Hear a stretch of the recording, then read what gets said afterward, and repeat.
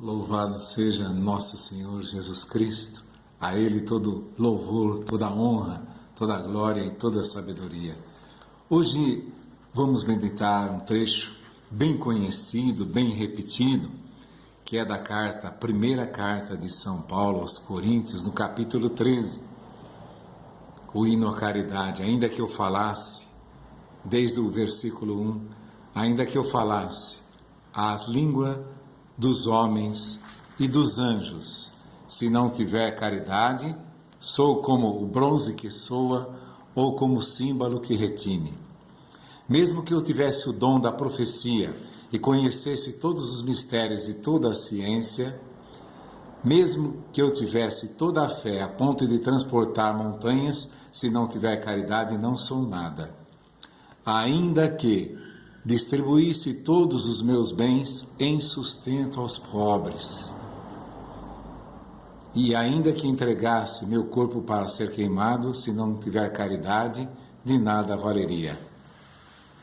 Eu gostaria assim que você pensasse, que o Espírito Santo nos iluminasse a respeito dessa caridade, desse amor, porque correntemente no nosso meio, caridade, se você dá um copo d'água, se você dá uma esmolinha, se você dá um pão. Então, isso hoje é traduzido como caridade. Interessante que ninguém pensa que vai muito além disso. Veja como é importante. Porque as pessoas pensam que porque deram uma esmola, porque tem algum lugar, em algum lugar, alguém faz a caridade, atendendo os pobres, fazendo sopa para os pobres, arrumando roupa para os que estão desnudos. Tudo isso é bom, mas isso não é a caridade, né? Então, o que São Paulo vai dizer aqui? Que mesmo que tivesse a capacidade, a fé de transportar montanhas, de fazer milagres, que conhecesse todo o mistério e toda a ciência. Na internet circula muitos vídeos, eu estava em coma, eu vi umas coisas bonitas, um túnel com luz branca, uma relva verde, um campo não sei do que, eu tive não sei aonde. E se eu conhecesse tudo isso, São Paulo está dizendo, não vale nada, não vale nada. Se você estudar, não, vamos pegar todos os comados, vamos dizer assim, os que viveram em coma durante um mês, um ano, 10 anos. Não é isso. O que a Escritura vai dizer? Ninguém subiu ao céu a não ser aquele que desceu do céu. E ninguém desceu aos abismos para trazer Cristo do abismo. Porque Ele mesmo veio do céu e desceu ao abismo e voltou. Ele vai aonde Ele quer, a hora que Ele quer. Não há nenhum mistério para aqueles que têm a graça de Deus. Nenhuma curiosidade. Vamos traduzir isso por curiosidade. As pessoas estão se enchendo de curiosidade. Mas repare uma coisa. As coisas mais simples. Pensa lá nos seus pais, se já são velhos, nos seus avós, até nos seus tataravós, se você teve contato com algum deles. Tudo muito simples, ninguém ficava divagando sobre entendimento de coisas espirituais, e que fulano viu isso, fulano se... Ninguém se reuniam, rezavam o terço. A sabedoria dos humildes é as coisas simples, são as coisas simples. Tudo que é simples é sabedoria dos humildes. É por isso que Jesus exulta de alegria, dizendo, Pai, exultou de alegria, dizendo, Pai, eu te glorifico, te exalto, porque escondeste essas coisas aos sábios, aqueles que procuram conhecer tudo, saber de tudo, tentar explicar tudo. A Escritura é a sabedoria perfeita, o próprio Deus, é a linguagem do próprio Deus. Mesmo aqueles que dizem Olha aí a loucura. Ah, isso é linguagem humana. Não?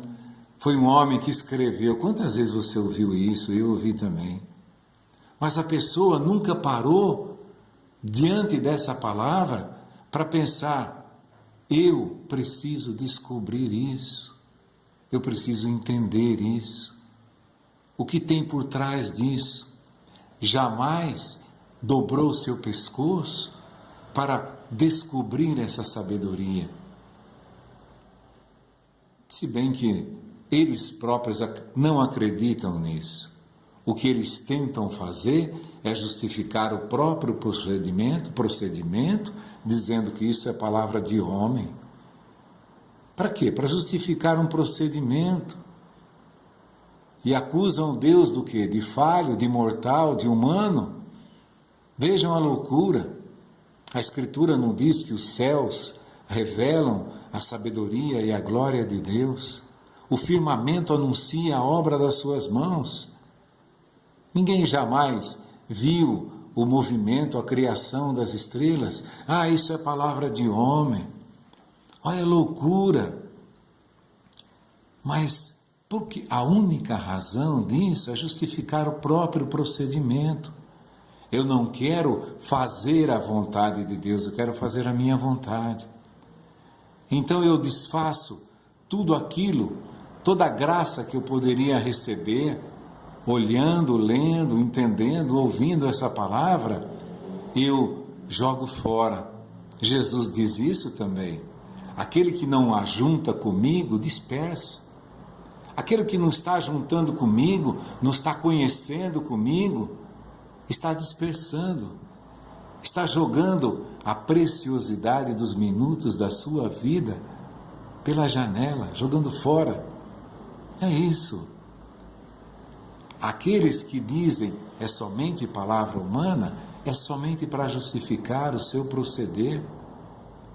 Se ler o Evangelho, se ler todas as cartas de São Paulo, vai ver que no mundo inteiro não existe sabedoria tamanha. Nem profetas, nem sábios da antiguidade. É a passagem que nos diz, voltamos lá nos reis magos, sábios, astrólogos, astrônomos, reis, profetas que conheciam todas as ciências da antiguidade, pararam diante da criança.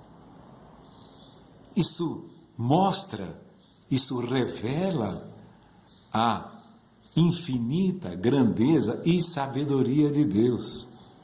Veja como é importante isso. Palavra de homem, aonde você estava quando isso foi escrito? Seus antecedentes estavam muito longe de você.